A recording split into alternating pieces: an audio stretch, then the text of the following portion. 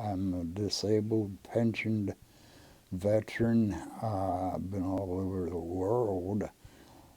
Uh,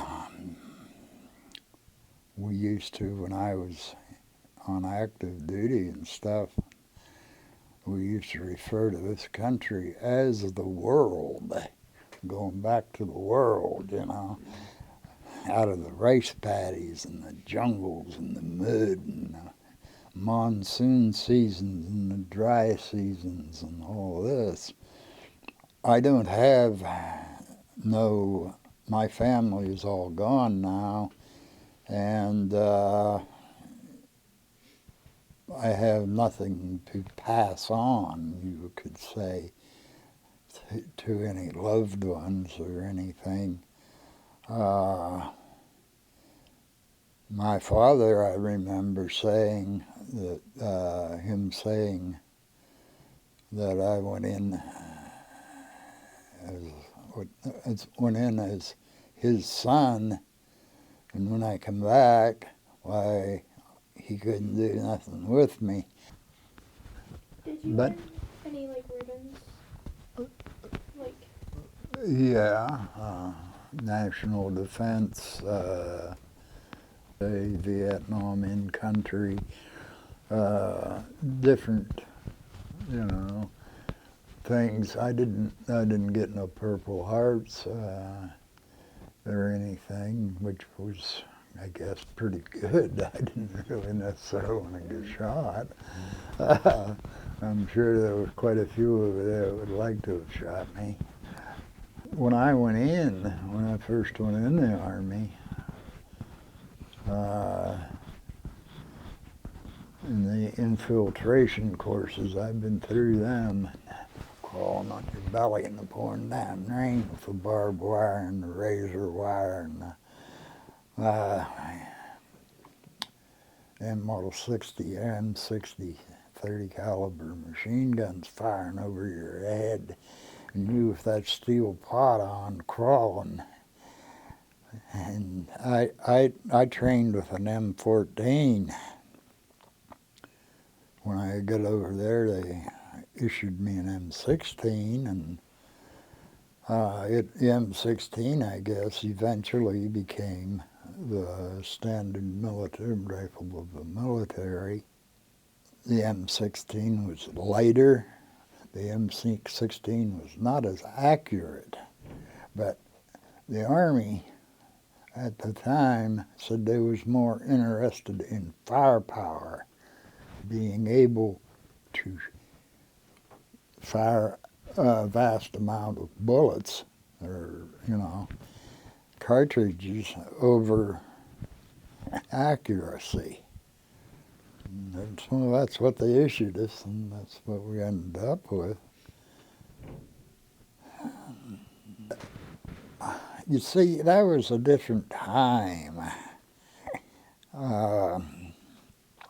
Johnson was president, and Johnson didn't know what the hell he was doing.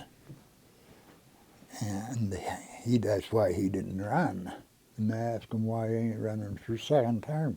And he said, because I don't want to be the first American president to ever lose a war. And I don't think that we lost a war. I think we quit because it just didn't make no sense.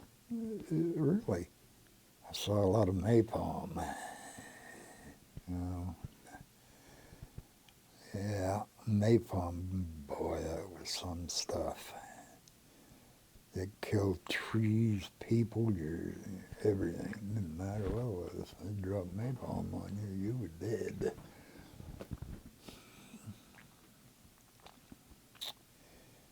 Yeah.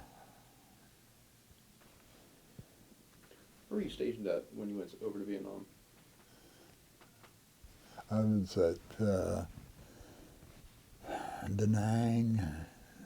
I was in Saigon, of course. That's South Vietnam.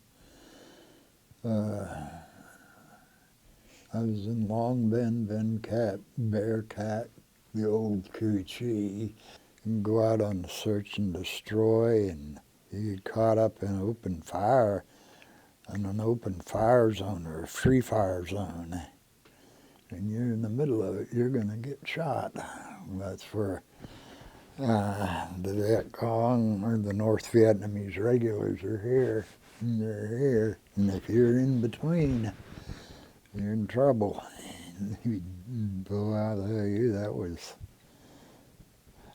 It changes a person. War changes people. You can't go into combat. You can't do it. You shoot somebody because that some bitch is trying to shoot you. Now, so what are you going to do? You can shoot him? Damn right you are. You ain't got no damn choice. It's either him or you. How old were you whenever whenever your time in the Army was over? How old were you? I believe I was 21. Yeah. Did you suffer from any kind of like post-traumatic stress or anything from all of that? Not really. I was so darn glad to get home and get back into civilian life, but yet I was not like the civilians that never served. You know, I wasn't. We were different, and we still are.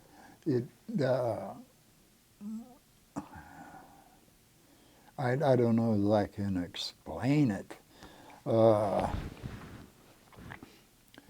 I was much more mature, you know, than other people, 18, 19, 20, you know, early 20s and stuff. A whole lot more. And, you know, like they get a six-pack of beer and go out to the swimming hole. What the hell? A six-pack of beer ain't nothing, man. But that's the way it was.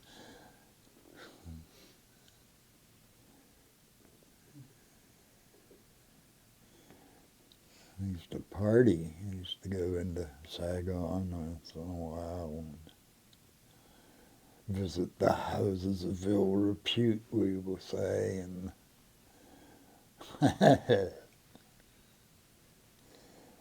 yeah.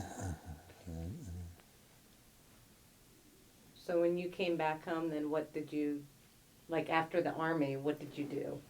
I went to work. My first job was at a place called the Oil City Glass Company, or Foster Forbes. And I worked there. I think I made $2.35 an hour. Yeah, but the cost of living, gasoline didn't cost $2 at $2.75, $2.76 a gallon. It was like 35 cents or something like that, you know. And new cars cost $3,000-4,000, not $20,000. It just don't make no sense. If you could do it over again, would you make the same choices that you did? I'd go back in the Army, sure I would. I know I would. I was sitting talking to my counselor up in the VA up in Erie one day, and I says, "Am I too old to go back in the Army?" And he said, "Yeah." He says, "Besides," he says, "Kenny, they'd just use you for target practice." Yeah. And I knew what he was talking about. I can't move like I used to. And you get old, you know. Everybody gets old. You can't get away from it. And my mind says go and do this, and the body says no. You just ain't got it there no more. Back hurts, legs ache, man. What's your proudest moment as a, like, As a veteran? yeah, as a veteran? My proudest moment.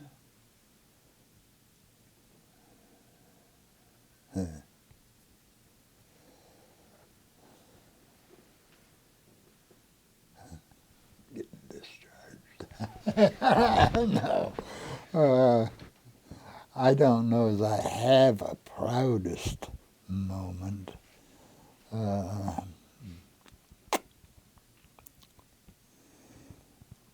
seemed like I was in there for quite a while. I was in for 3 years, and 18, 19, 20, 21.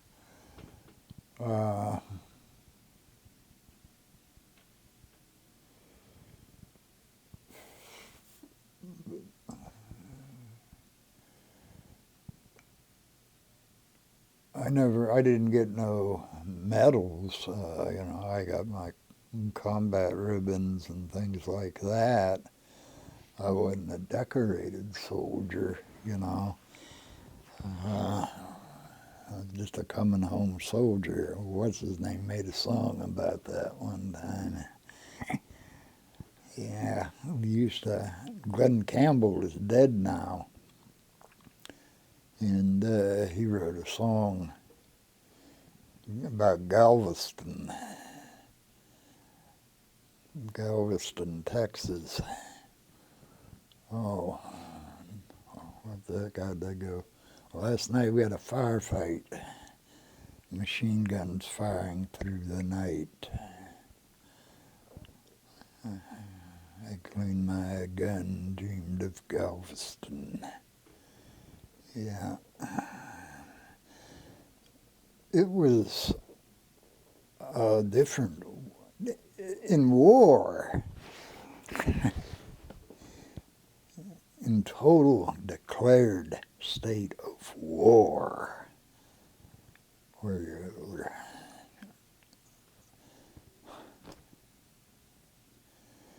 you're like house to house, like in Germany or someplace like that, you know. And the Germans were dug in, the Nazis were dug in, and you had to, had to go in and get them out. And that's the way they done that. Over there, that wasn't necessarily that way. It was like jungle warfare and the Ho Chi Minh Trail, and that ran through Cambodia and into South Vietnam out of the Golden Triangle. And that's where a lot of the drugs, the same people that infiltrated the North Vietnamese regulars and the Viet Cong, right, would infiltrate down the Ho Chi Minh Trail. Well, so did the drug runners, running the opium and the heroin out and shipping it all over the world. And after Saigon, after we left and Saigon fell, because I believe that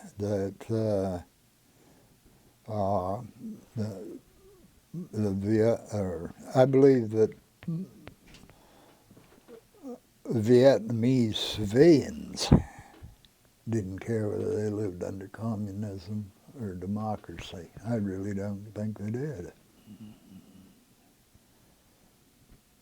I've seen a lot of heartache, and everybody did, though. You know, I wasn't nothing special, just a soldier. And I'm glad that it worked out that way.